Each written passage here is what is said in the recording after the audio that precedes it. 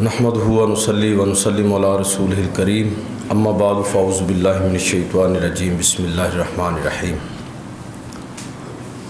दर्स सीरत में आज ये 5वां दर्स है। कल हमने बात की थी पैगम्बर अलैहिस्सलातु वस्सलाम की जो आप पर जो पहली वही नाज़िल हुई और उसके माबाद जो हालात हैं उसमें जो दुरूस व हिकम हैं उन पर बात हुई थी। पहली वही के बाद अब अल्लाह के नबी सल्लल्लाहु अलैहि वसल्लम ने दावत और तबलीग का सिलसिला शुरू फरमाया।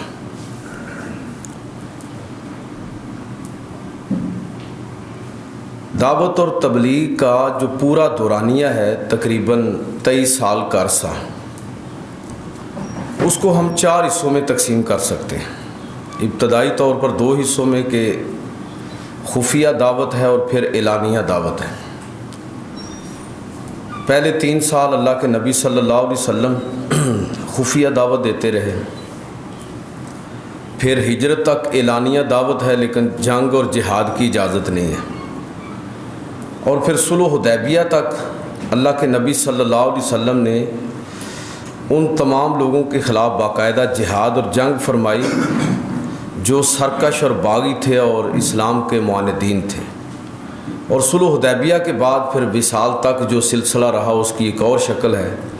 कि शाहान आलम के नाम नबी करीम सल्लल्लाहु अलैहि वसल्लम ने खतूत लिखे और इस्लाम की दावत को पूरी दुनिया तक फैलाया। अच्छा, इसमें मैं समझता हूँ कि जो चीज़ हमें सीखनी और समझनी है, एक तो इस्लाम की दावत और तबलीग के हवाले से ये उसूल हमें यहाँ से लेना चाहिए कि ये जो तदरीज है, यानी खुफिया दावत, फिर एलानिया दावत, हिजरत मदीना तक, फिर सुलह हुदैबिया तक और उसके बाद ये दावत और तबलीग की जो मुख्तलिफ़ शक्लें हैं और जो मुख्तलिफ़ मराहिल हैं, क्या ये आज भी बाकी हैं या हम आखिरी हिस्से पर ही अमल करने के मुकल्लिफ़ हैं? यानी हम निकलेंगे और दुनिया की ऐसी तैसी करके रख देंगे तलवार के साथ, जो मानेगा ठीक है, दूसरे की गर्दन उड़ा देंगे। ये बात भी बड़ी अहम और काबिल तवज्जो है। और मैं अर्ज़ करना चाहूँगा कि ये जो दावत के मराहिल हैं, यहाँ असल में हमारे लिए एक सबक है कि आप जिस माहौल में रह रहे हैं, आप उस माहौल में नबी करीम सल्लल्लाहु अलैहि वसल्लम के उसलूब दावत और जो आपने दावत के अंदर जो एक तदरीजी अमल इख्तियार फरमाया उसको नमूना बना सकते हैं। हर जगह के लिए नमूना मौजूद है। आप एक मुसलमान अक्सरियत के इलाके में हैं, वहाँ दावत का अंदाज़ और होगा। अगर आप किसी ऐसे मुल्क के अंदर हैं जहाँ पर अक्सरियत दूसरों की है, वहाँ अंदाज़ और होगा। तो यानी मक्की दौर आज भी हमारे लिए रोल मॉडल है और मदनी दौर भी रोल मॉडल है, लेकिन फ़र्क सिर्फ ये होगा कि हमें अपने अपने माहौल और हालात के मुताबिक नबी करीम सल्लल्लाहु अलैहि वसल्लम की जो दावती हिकमत अमली है उससे इस्तिफ़ादा करना चाहिए। दूसरी चीज़ जो मैं ये इसलिए थोड़ी आपकी मैंने तवज्जो दिलाई है कि असल में हमारे यहाँ इस चीज़ पर भी अच्छा खासा यानी लोग जो है इस हवाले से भी अच्छे खासे अपने आप को एक गलत फहमी के अंदर मुब्तला किए हुए हैं कि सारी ज़िंदगी मक्की दौर में ही रहना है। इस्लामी रियासत मुसलमान मुल्क मौजूद है और यहाँ सारी ज़िंदगी मक्की दौर के स्टाइल में आप दावत और तबलीग का काम करेंगे या उससे अगले मरहले में भी जाएंगे। और अगर आप दुनिया के अंदर किसी और मुल्क यूरोप और मगरब में बैठे हुए हैं तो आप वहाँ पर मक्की दौर की बजाय मदनी दौर को रोल मॉडल बना के वहाँ नए मसाइल खड़े कर लेंगे अपने लिए और अपनी कम्युनिटी के लिए। ये वो चीज़ें हैं जिसको नज़रअंदाज करने के नतीजे में हमारे यहाँ इस्लाम की खिदमत की बजाय कुछ और मसाइल पैदा होने शुरू हो जाते हैं। इसलिए मैंने ये बात अर्ज़ की कि یہ دعوت کے جو مراحل ہیں اس سے بھی ہمیں نبی صلی اللہ علیہ وسلم کی زندگی کے اس پہلو سے بھی ہمیں سیکھنے کی ضرورت ہے۔ اور ویسے بھی میں سمجھتا ہوں کہ یہ تو ہماری عمومی زندگی گھر میں بھی ایون کہ ہمیں یہ چیز سمجھنے والی ہے ہمارے لیے کہ آپ کیسے تدریجاً اور آہستہ آہستہ جو ہے وہ چیزوں کو لے کر چلیں گے اور منوائیں گے۔ دوسری بات جو میں عرض کرنا چاہوں گا کہ نبی کریم صلی اللہ علیہ وسلم نے پہلے مرحلے میں خفیہ دعوت کا کام کیا، یعنی رازداری کے ساتھ۔ یہ رازداری اتنی ہے کہ 6 ماہ تک سوائے خاص لوگوں کے جن پر اللہ کے نبی کو اعتماد تھا اور کسی کو آپ نے دعوت ہی نہیں دی۔ یہ بالکل یعنی یہ وہ دور ہے جس میں حضرت خدیجہ مسلمان ہوئی ہیں اور حضرت علی اور حضرت زید بن حارثہ، حضرت ابوبکر صدیق،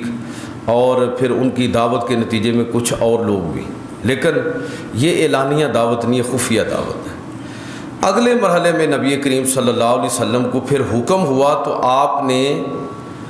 اعلانیہ دعوت دی اور لوگوں کو اسلام کی طرف بلایا۔ لیکن پہلے میں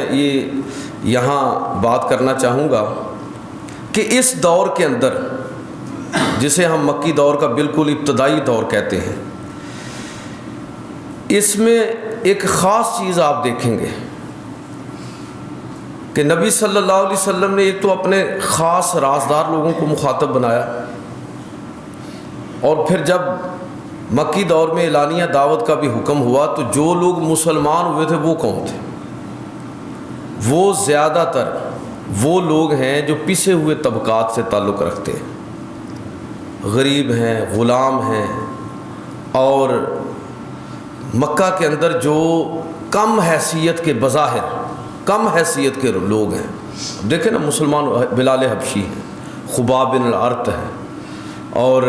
صہیب رومی ہیں، حضرت سمیہ ہیں، عمار ہیں، یاسر ہیں، اور اس طرح کے لوگ۔ اس سے جو ایک بڑی اہم بات، اسلام کا مزاج جو ہے وہ ہمیں سمجھ آتا ہے، اور دعوت اور تبلیغ کا جو اصل جوہر ہے اس کو نظر انداز کرنے کے نتیجے میں جو بر صغیر میں بالخصوص مسئلہ پیدا ہوا ہے،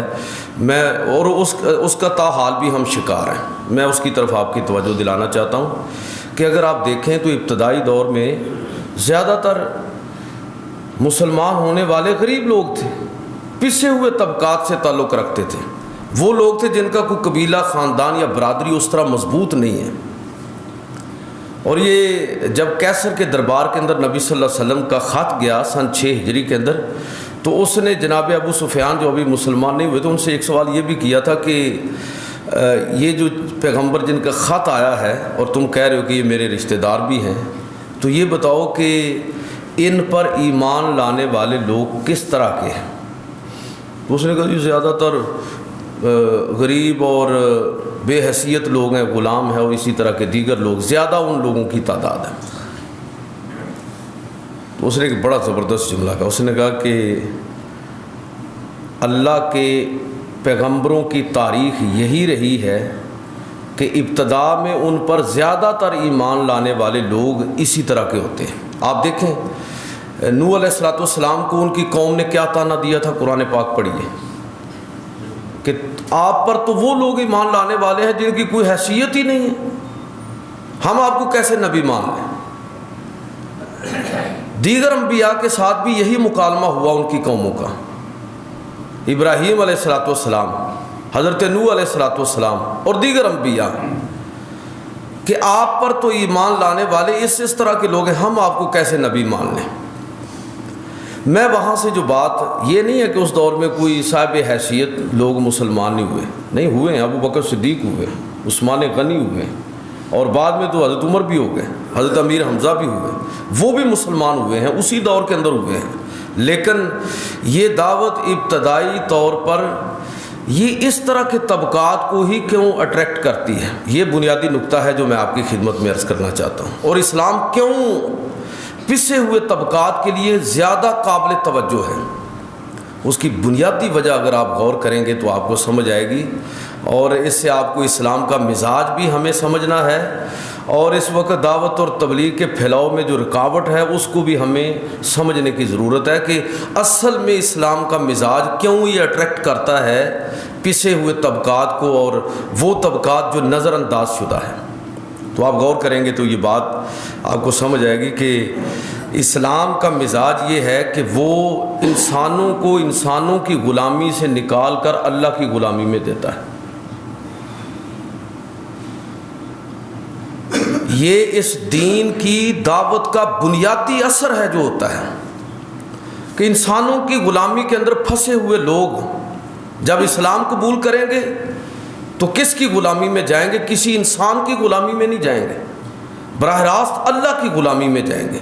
اور یہ اتنی بڑی سماجی تبدیلی ہے کہ جتنے نچلے طبقے کے لوگ ہیں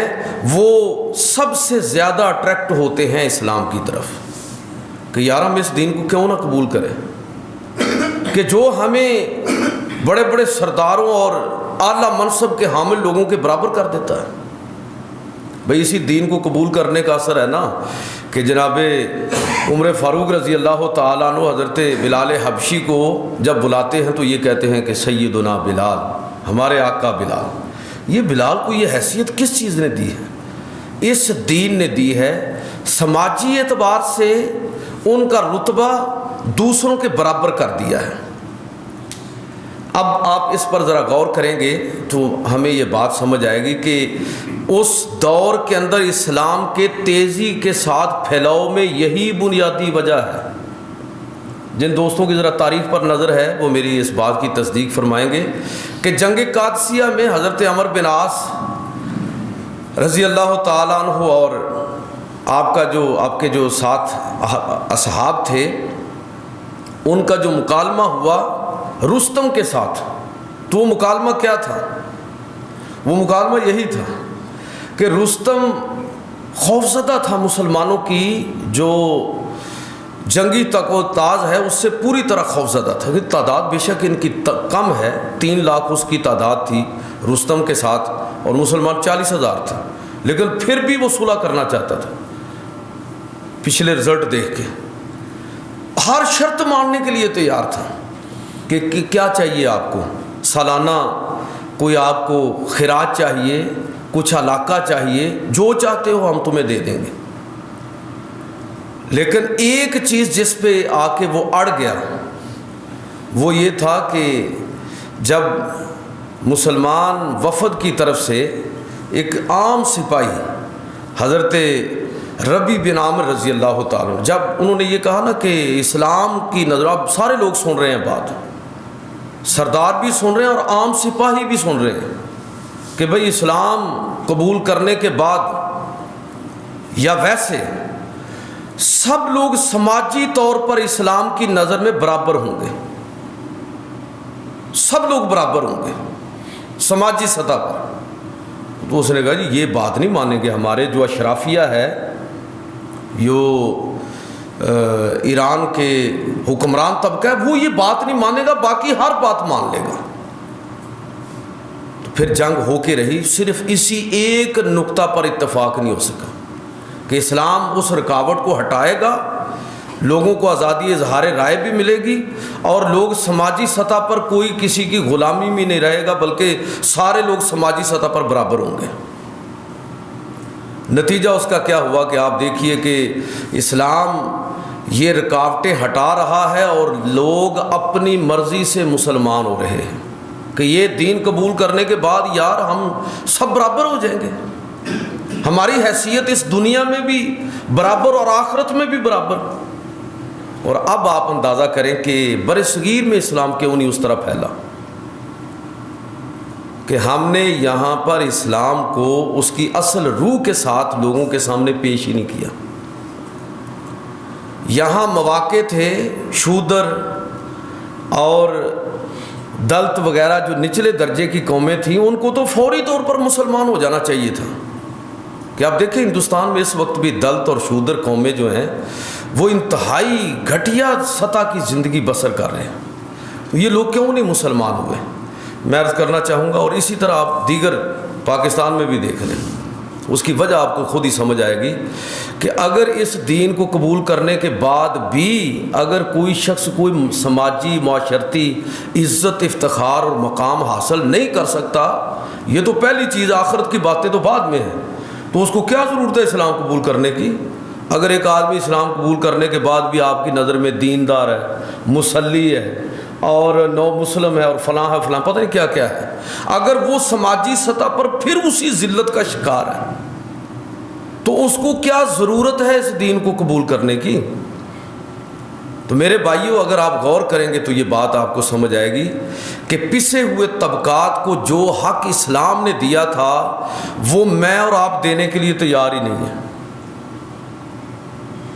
ہم آج بھی ایسے لوگوں کو، اگر آج کوئی عیسائی مسلمان ہو جائے تو مجھے ذرا یہ بتائیے کہ یہ ممکن ہے کہ اپنی کمیونٹی کے اندر اس کی کوئی عزت ہو،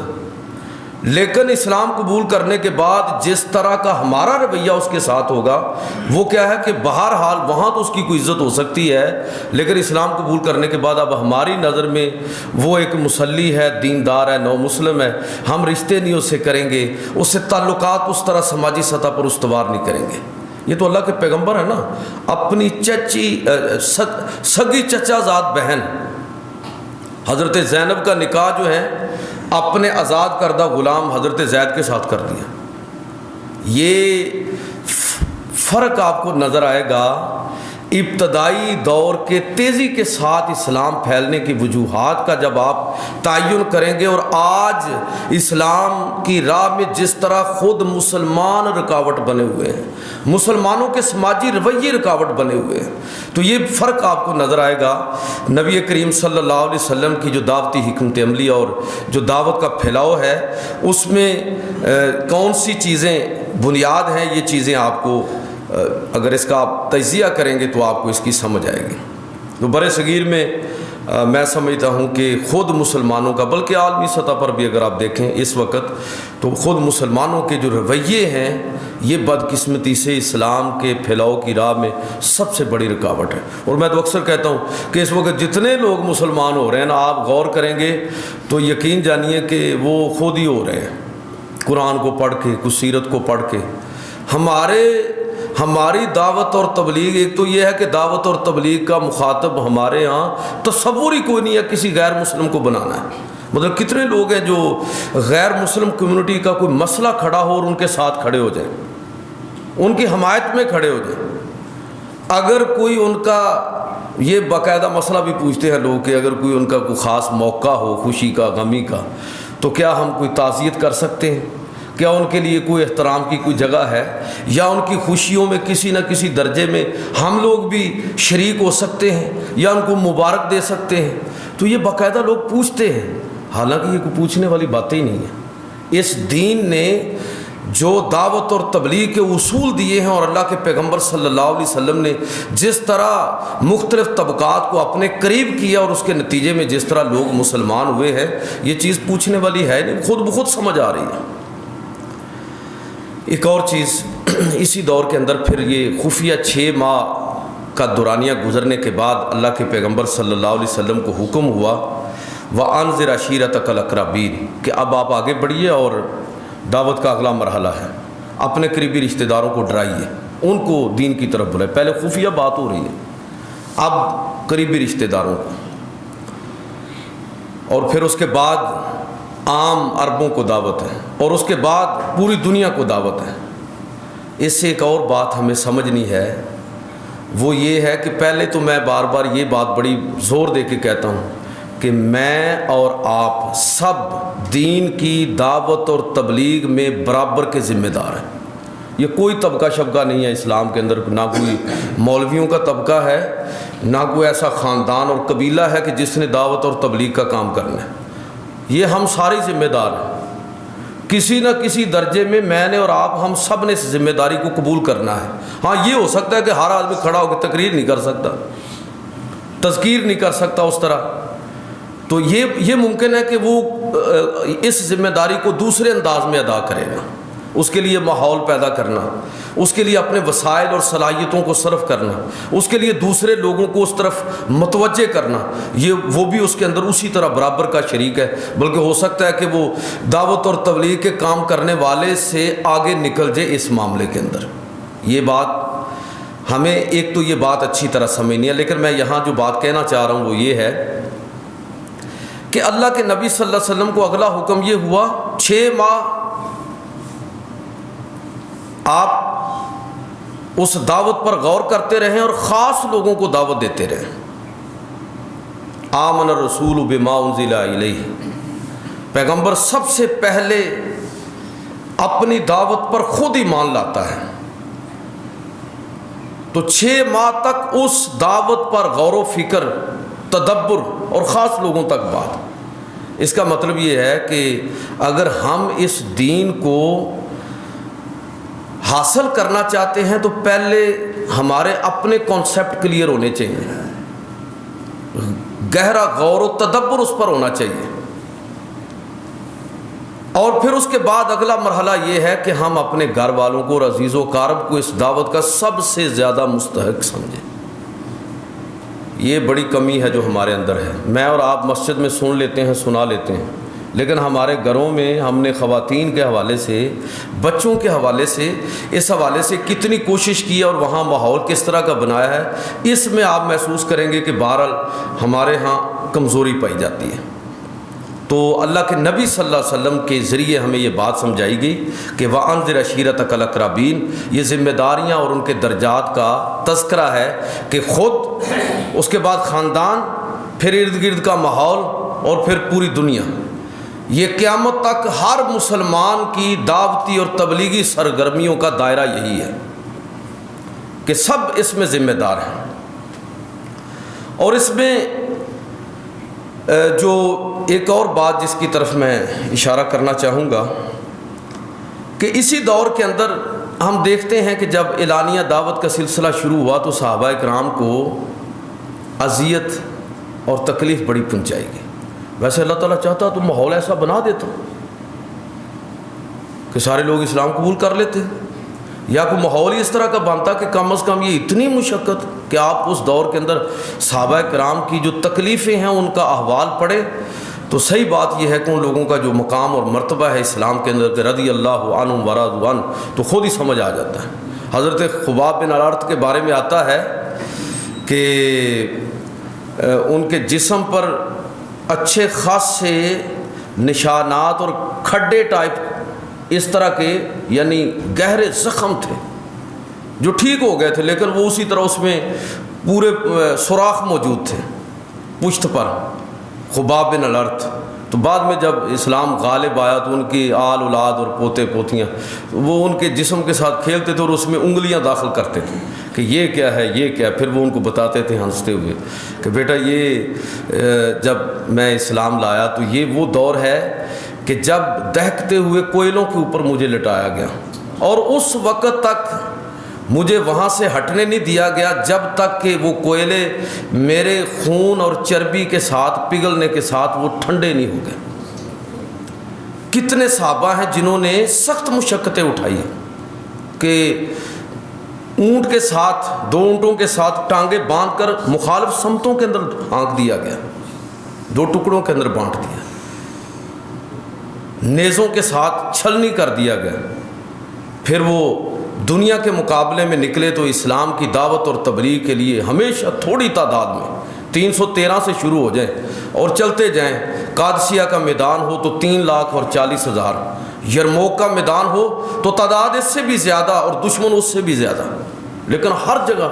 وہ شہادتیں قبول کی ہیں، وہ مصیبتیں برداشت کی ہیں اس دین کے لیے۔ تو اللہ تعالیٰ چاہتا تو اس میں اصل میں سبق ہمارے لیے یہ ہے کہ بندہ مومن کس طرح اس دنیا کے اندر آزمائش کے اندر ڈالا گیا ہے۔ اس اسلام کو قبول کرنا ایک تو عبودیت کے درجے میں ہے کہ ابدیت کا اظہار ہے، اور دوسرا یہ ہے کہ اس دین کو قبول کرنے کے بعد وہ معاشرہ اور وہ سوسائٹی اس کے لیے کوشش کرنا، اور تیسرے درجے میں اس نظام کے نفاذ کے لیے کوشش کرنا،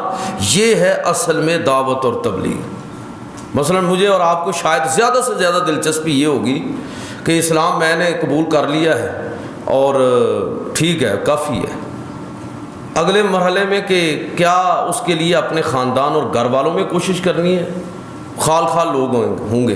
اور اس سے اگلے مرحلے میں تو بالکل ہی تھوڑے ہوں گے کہ اس دعوت اور تبلیغ کا سماجی سطح پر، معاشرتی سطح پر اور ریاستی سطح پر جو نفاذ ہے، یہ بھی کیا دین کا کوئی تقاضا ہے یا نہیں ہے۔ یاد رکھیے، سیاست بہت بڑی عبادت ہے۔ یہ ہماری گندی سیاست کو ذرا چھوڑ دیں۔ سیاست بہت بڑی عبادت ہے، اس لیے کہ ایک سیاستدان اور ملک اور قوم کے لیے جد و جہد کرنے والا آدمی معمولی آدمی نہیں ہے۔ وہ اپنے لیے نہیں لڑ رہا، اپنے خاندان کے لیے نہیں لڑ رہا، وہ پوری سوسائٹی کے لیے لڑ رہا ہے، اللہ کے اس دین کے غلبے کے لیے کوشش کر رہا ہے۔ تو اس لیے کبھی بھی ان اجتماعی معاملات سے ہمیں الگ نہیں ہونا چاہیے جن کا تعلق ریاست کے ساتھ ہے، معاشرے کے ساتھ ہے۔ آخری بات کہ ایک اور بات جو ہمیں سمجھنی ہے اور سیکھنی ہے پیغمبر علیہ الصلوۃ والسلام کی جو دعوتی زندگی کا یہ دور ہے، اس سے کہ اس دور میں جو ایک بڑی مزاحمت ہوئی وہ کیا تھی۔ ویسے ہر نبی کو ہی یہ سوال کا جواب دینا پڑا ہے کہ جی ہم اپنے باپ دادا کا دین کیوں چھوڑیں۔ روایت جو ہے یہ بہت بڑی مصیبت ہے انسانوں کے لیے، اور اندھی تقلید کرنے والوں کے لیے تو بہت مشکل ہے۔ میں اکثر کہتا ہوں کہ آپ لوگ نسل در نسل کچھ چیزیں سنتے رہے ہیں دین کے بارے میں، ایک تصور آپ کے ذہن میں واضح ہو گیا ہے، اب آپ نے بالکل کوئی نئی بات سن لی ہے اور اس بات کے دلائل بھی موجود ہیں، اور وہ حیران ہوتے ہیں ہم کہ جب ہم کسی آدمی کا تبصرہ یہ سنتے ہیں کہ ہاں یہ قرآن میں تو آیا ہے، بات تو صحیح ہے، لیکن کیا کریں وہ ہمارے اصل میں رواج یہ نہیں ہے۔ اللہ تعالیٰ معاف فرمائے۔ آپ اندازہ نہیں کر سکتے یہ کومنٹ کتنے خطرناک ہے۔ اس کا مطلب یہ ہے کہ ہم نے اپنے رسم و رواج اور ہماری جو روایات ہیں، خاندانی سماجی روایات، ان کو دین پر غالب کر دیا ہے۔ ہمارا دین پر نہیں، اپنے رواجات اور اپنی روایات پر ہمارا جو ہے وہ ایمان ہے اور یقین ہے۔ اس لیے میں یہاں جو بات کہنا چاہتا ہوں بس اس پر ختم کرنا چاہوں گا کہ اس دین کے اندر جو اسلام نے سیاسی، سماجی، معاشرتی، اخلاقی زندگی کے حوالے سے اصول و مبادی دیے ہیں وہ اللہ کی طرف سے ہیں۔ ہر چیز ان کے تابع ہوگی۔ روایات اور رواجات ان کی کوئی حیثیت نہیں ہے دین کی تعلیمات کے سامنے۔ ہاں اگر وہ روایات اور وہ رواجات دین کی بنیادی تعلیم سے نہیں ٹکراتے تو کوئی مسئلہ نہیں ہے، آپ ان کو بے شک فالو کریں، ان کے مطابق چلیں بھی، کوئی مسئلہ نہیں ہے۔ لیکن ترجیح کس کو ہوگی؟ ترجیح یاد رکھیے کہ وہ باپ دادا کی روایات اور ان کے جو انہوں نے ایک روایت اس خاندان کے اندر ایک روایت قائم کی ہے، اس کو نہیں ہوگی۔ پیغمبر علیہ الصلوۃ والسلام کی بات کو ترجیح ہوگی۔ یہ میں اس لیے زور دے کر کہہ رہا ہوں کہ اس وقت بھی ہمارے اندر لوگ بہت ساری چیزیں اسی انداز میں زندگی کے اندر گزار رہے ہیں، اسی انداز میں اپنی زندگی میں اپنائے ہوئے ہیں۔ آپ ان سے بات کر کے دیکھیں، یعنی اسلام کو ہم نے عقیدے کے طور پر اختیار کیا ہوا ہے کہ باپ دادا مسلمان تھے لہذا ہم بھی مسلمان ہیں۔ اسلام کو اپنے ایمان کا حصہ بنانا ہے ہمیں، صرف بطور عقیدہ تقلیداً۔ ایک جملہ میں عرض کرنے لگا ہوں، تقلیدی ایمان کی کوئی اہمیت نہیں ہے، ایمان شعوری ہوتا ہے۔ میری بات پر ذرا غور کرنا ہے آپ نے۔ اس چیز کی کوئی اہمیت نہیں ہے کہ آپ کسی مسلمان کے گھر پیدا ہو گئے، اس میں آپ کا کیا کمال ہے بھائی، اور دوسرا کسی عیسائی کے گھر پیدا ہو گیا، اس میں اس کا کیا قصور ہے؟ اس نے تقلیداً عیسائیت اختیار کر لی، آپ نے تقلیداً جو ہے وہ اسلام اختیار کر لیا۔ آپ کا ایمان اس وقت معتبر ہوگا جب آپ شعوری طور پر اس دین کو اختیار کریں گے۔ اور شعوری طور پر آدمی کب دین کو اختیار کرتا ہے اور پھر اس کو فخر بھی ہوتا ہے؟ اس وقت جب انسان اس دین کو سمجھ کر قبول کرتا ہے۔ لہٰذا نبی کریم صلی اللہ علیہ وسلم کی زندگی سے ایک بڑی اہم بات کہ لوگوں نے جب اس وقت یہ بات کہی کہ ہم اپنے باپ دادا کے دین کو کیوں چھوڑیں، ہم آپ کے پیچھے کیوں چلیں، تقلید، رواج، رسومات، ان کے پیچھے چلنے کو لوگ ترجیح دے رہے ہیں۔ تو اس وقت اللہ کے پیغمبر صلی اللہ علیہ وسلم نے لوگوں کو بتایا کہ بات کو سنو، دلیل کے ساتھ اس کو قبول کرو اور دلیل کے ساتھ رد کر دو۔ یہ سبق ہے دیا اللہ کے نبی نے، لہٰذا دلیل کی قوت کو نمایاں کیا نبی کریم صلی اللہ علیہ وسلم نے اپنی دعوت اور تبلیغ کے اندر۔ آج بھی یہی بات ہے، آج بھی یہی بات ہے۔ جب بھی آپ اور میں خیر کی بات پڑھیں یا سنیں اور ہمارے کسی خانے میں آ جائے وہ بات، نکل جائیے ان عصبیتوں سے، نکل جائیے ان نسبتوں سے اور دلیل کے ساتھ عقل اور دانش کو بروئے کار لاتے ہوئے اس چیز کو قبول کر رہی ہے۔ دین جو ہے نا، یہ تقلیدی انداز میں جس طرح ہم لوگوں نے اختیار کیا ہوئی، اسی وجہ سے ہمیں اس دین پر فخر نہیں ہو رہا۔ میرے بھائیو، سمجھیں، غور کریں اور اس دین کو اپنی زندگی میں دریافت کر کے اپنے اوپر نافذ کریں تو انشاءاللہ ہمیں اپنے مسلمان ہونے پر فخر ہوگا۔ اللہم صلی علی سیدنا مولانا محمد ربنا آتنا فی الدنیا حسنہ وفی الآخرۃ حسنہ وقنا عذاب النار وادخلنا الجنۃ مع الابرار یا عزیز و یا غفار یا رب العالمین۔ اے اللہ، دین کا فہم عطا فرما، عمل کی توفیق عطا فرما۔ پیغمبر علیہ الصلوۃ والسلام کی پاکیزہ زندگی سے جو سبق ہمیں ملتے ہیں، اے اللہ ان کو سمجھنے کی اور اپنی زندگی پر نافذ کرنے کی توفیق عطا فرما۔ فصلی اللہ تعالی علی رسولہ خیر خلقہ محمد صلی اللہ علیہ وسلم۔